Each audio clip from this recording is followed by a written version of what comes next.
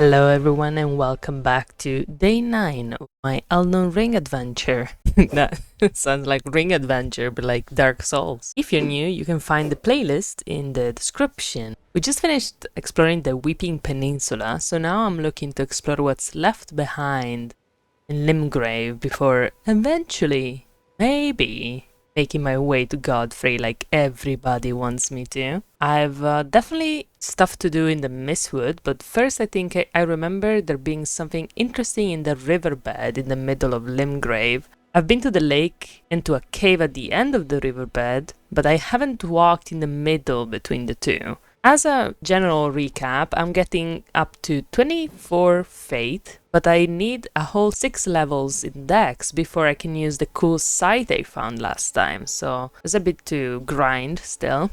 So about that riverbed, I tried jumping down to it with Assassin's Approach, but it's way too far, so I then more cautiously jump down with Torrent and safely make it down. I was sure I had been here already, but apparently not, because there's an item and some pretty jellyfish I don't remember. The jellyfish also remind me that I never read the description of my own jellyfish. The description says that her name is Aurelia and that she's searching for her distant home. That's kind of cute. I continue on the riverbed until Torrent ditches me, and that usually means one thing. I'm being invaded. Bloody finger Nerjus. He dodges my Sacred Blade attacks, and it's kind of wrecking me until Hunter Yura, who was that guy under some ruins near here, if you remember, also appears, and he helps me out. And together we manage to take down the Bloody Finger and get his weapon, called Reduvia, which is a bloodloss weapon that scales with Dex and Arcane. A Dex Arcane build seems really interesting, to be honest, but it's definitely not what I've got going on right now. Right around the corner, there is the Murkwater Cave. I'll be transparent. I perfectly remember that Patches is in here, and I perfectly know who Patches is. But, as you'll soon see, that changes absolutely nothing in what is about to happen. So I immediately triggered a trap on the floor that alerts everyone. Luckily, the bandits are really weak, so there's no problem. On the floor, there's some contradicting messages, some saying precious item ahead and some saying mushroom. So obviously in the chest there were mushrooms. In the boss arena, there's nobody, but as expected, Patches makes himself known when I try to loot his treasure chest. Patches uses a combo of a giant shield plus spear, which as a fellow coward I respect. And it's actually very annoying because he almost like stun locks you. Luckily I managed to do some damage to him and he promptly surrenders. And, you know, the fact that Patches is a big coward is not that bad to me. I kind of respect cowardice in a world where it's kill or be killed. Like, I'm not big on honor or dying for glory or whatever. It sounds pretty dumb to me to be courageous in a dangerous world, right? The problem only really arises when there's backstabbing involved, but that's getting ahead of ourselves, because Patches just tells me he was going to set up shop, and after I rest a bit, I get back to him. For some reason, the bandits are still aggressive, but that's okay. Patches is selling some interesting things. Grace Mimic, which should indicate the guidance of grace, only without any sense of order, or whatever that means. I'm interested. He's also selling an item called Margit's Shackle that is supposed to trap this Margit on Earth for a short time. I have no idea who Margit is or why they were bound, shackled, prisoner, whatever, but I still want this very weird item. And the description also says that the shackles were used to bind accursed people called the Omen, quote unquote, and I have also no idea what that means. I guess they were dangerous? Patches also tells me he has a special chest for a special customer, but I'm not that special enough yet. And that's okay, for now. I'll be back for the shackle anyway. After leaving the cave, I kill some skeletons under the bridge and think of where to explore next. My overall goal is to get some runes and discover places that I haven't been yet, but I'm also very curious about those mimic grace things, you know? Where does the grace lead? To the closest grace, maybe? I drop one down and try to follow the light, and I find myself in the middle of the road, so I drop down another grace mimic. It looks like it might be pointing to the grace close to here, but it's actually just a bit to the side, so I go there and drop another one. And it looks like it's sending me in circles, so either there's something really special about this ruin over here, or I'm missing something. Whatever. For now, let's move on to explore where I haven't been, you know? Since I'm here, I descend with some tombstones towards a pack of wolves, and I find a coughing graveyard, that's what I'm calling them, which I really appreciate because pocket runes are like exactly the kind of thing I want to find at the moment. On the other side, there's a beach with some octopuses, and they drop me a very important item, a helmet in the shape of an octopus. And my initial instinct is, of course, fuck no, get that away from my face.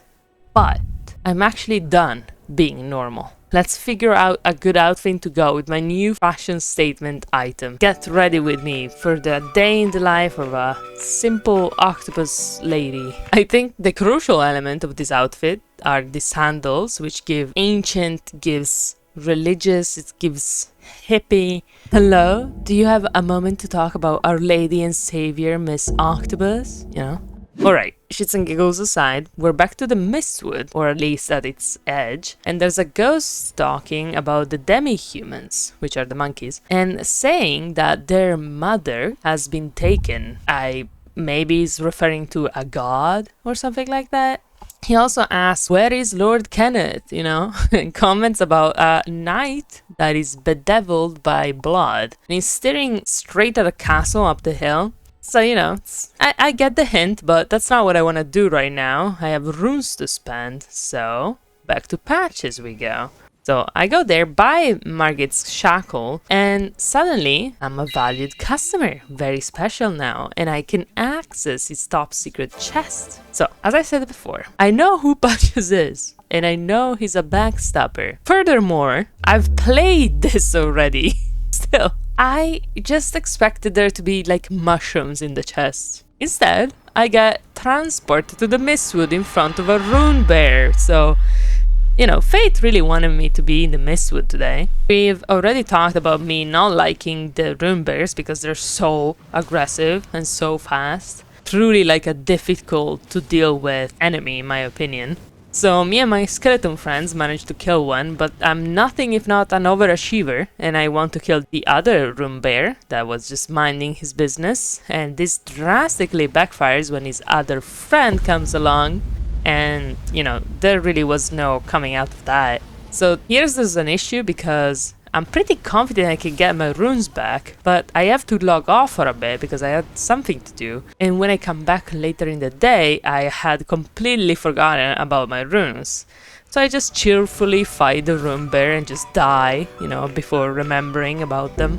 But, as you might notice, this rune bear right here now has glowy eyes. And I have a theory, a game theory.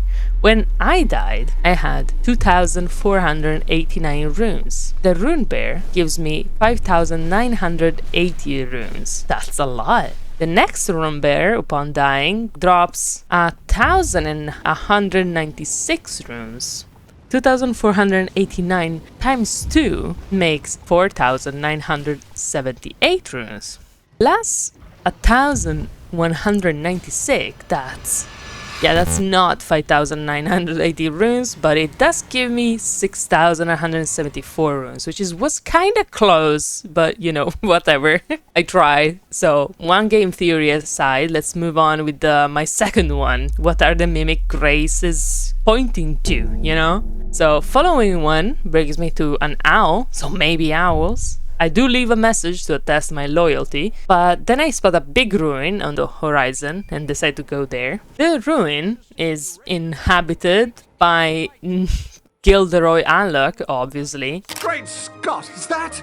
No, surely not! I mean, the famous Kenneth Hyde, which is the guy the ghost was talking about, who is next in line as a ruler of Limgrave, apparently. It's a big deal. I assume he means next in line after Godric. Gilderoy asked me to take back the fort, the one we saw before, from a knight commander obsessed with blood, so that tracks. Gilderoy also takes a moment to talk shit about Godric, because who doesn't really in this game, and warns me about Godric's tarnished hunts. Does that mean Godric is hunting tarnished? Considering we're like fated to get his great rune piece or whatever, and everybody's telling me to do it, it actually makes some sense to be hunting tarnished. Gilderoy also says that Godric is the last of the golden lineage, which means Godfrey's lineage. And we know Godfrey was the first Elden Lord, by the way. In any case, Gilderoy kind of redeemed himself, you know, after his initial impression. So, you know, maybe I'll take his fort back, eventually. For now, I still have to walk to a grace, because you can't teleport after being chest trapped. And of course, once we can, we have to go confront Patches. Truly, the confrontation is pretty underwhelming. He doesn't even apologize or anything, just acts like he knew nothing, and I don't want to kill him because I don't want to miss out on any quests. So I guess you're safe for now, you know, Fade Rutha Harkonnen. There's still a bunch of places around Limgrave I haven't explored yet, so I start from near the Third Church of Marika and follow the riverbed there too. I find another war between a rune bear and a pack of wolves, and honestly I'm fed up with these rune bears, and I was cheering for the wolves. But unfortunately they lose, and I have to finish the rune bear myself. Can't really climb up this wall, so instead I practice my fireball aim on this giant. Seems like I'm talented. Wandering around, I also stumble upon another coffin graveyard that also offers me a cookbook for a new bomb. And I'm really just going around to random places to check if I had been there before for a while, you know. From a cliff, I do see something interesting though, like a campfire. It's not super easily accessible, and I have to go the long way around. I actually recognize this place. I have been here in the very first episode, and I was actually scared away by this octopus. And it seems I have stumbled upon like the home of the octopus. There's a bunch around this riverbed, and it is poetic. I happen to be dressed perfectly for the occasion. Further along, there's a cave called High Road Cave, which is one of the most interesting yet. It's got a bunch of holes to go down in, and is inhabited by wolves on the higher levels and bats on this lower level that opens up in a bigger cave room. And after I make my way through the cave with some dodgy platforming and some ambushes, in a tunnel further in I find Mama Octopus. I actually think it was just a normal octopus hanging from the ceiling, which was apparently enough to make me scared and therefore die. Thankfully there's a stake of Marika in the Batcave, so I get back to the octopus pretty fast and I'm able to progress to the boss, which ends up being a stone giant. He's not very strong, and a single critical hit just does 1,000,000 damage and kills him. He drops a talisman called the Blue Dancer Charm, which makes you more powerful if you have a low equipment load, but I still haven't found the campfire, you know, I was looking for, and I conclude it must be above me out the cave, and it's kind of hidden, but I do find it, and there's just a corpse with turtleneck meat. So we can say that the cave was the real treasure of this area. So whatever, I think it's finally time to go do that job we said we'd do for Gilderoy. On the way to the fort, I stopped by the minor elf tree in the Mistwood, getting the 2 crystal tears there. One boosts stamina and one enhances charge attacks. I have a bunch of things that enhance charge attacks actually. Near the minor elf tree there's also this building, but today is not the day to deal with that. I also find a scarab with an actual word for that butt slam. Then I buy some stuff of a merchant in the woods, and then I try a mimic grace for the final time. I use it, I follow the light, and it leads me directly towards the edge of a cliff with nothing anywhere in sight. And I consider with that my experiment concluded, and the result is exactly what the description of it said. The mimic grace will guide you to a completely random direction for no particular reason. Okay, we're finally at Gilderoy's fort. There's some demi-humans raiding it and a bunch of soldiers defending it. Nothing really special. In the courtyard there's a golden seed though, which is appreciated. Inside the walls there's some guys throwing firebombs at me, and not to be arrogant, but I think you've chosen the wrong person to throw fireballs to. The place is full of blood roses, and up the walls I am jump scared by a knight that two-shots me by inflicting me with bloodlust. You know, to be fair, I can't say I hadn't been warned about him. Next time, I, as usual, kill him fairly easy, and I get the ash of war he was using, Bloody Slash. The description talks about the Lord of Blood, whose reign is apparently inevitable. More interestingly, on top of the fort's tower, I find half of a medallion. Apparently, having both parts activates the Grand Lift Dectus, and the other half is found far to the east, in Caelid, I think. So, we will keep that in mind. So, Gilderoy, my man, I did the thing. Gilderoy compliments me and promises he will make me his knight. He also says he'll reestablish communication with the demi-humans somehow. Gilderoy seems very committed to the True Order, which I suppose is the same as the Golden Order, though I wouldn't bet on it. In any case, he tells me to join him in his fort for my knighting. And let's be honest, we can't become a knight dressed like Lady Octopus. So let's change. Ah, yes. Perfect. Tarnished Peter Pan. Much better. Me and my peasant miniskirt are coming, sire. In the fort, there's a bunch of demi-humans now. Maybe that means Gilderoy has established communication, or maybe they're just in the fort. In whatever case, I have to kill them to get to him. And then I am told he can't make me a knight yet because his fort is too shit or something. But let's be honest, maybe this was a blessing and we can try to have a modicum of dignity next time we want to participate to a ceremony of some kind. For today, I am satisfied with my progress and I'm excited for what's to come and more outfits and more fun. I hope you enjoyed the episode and see you next time.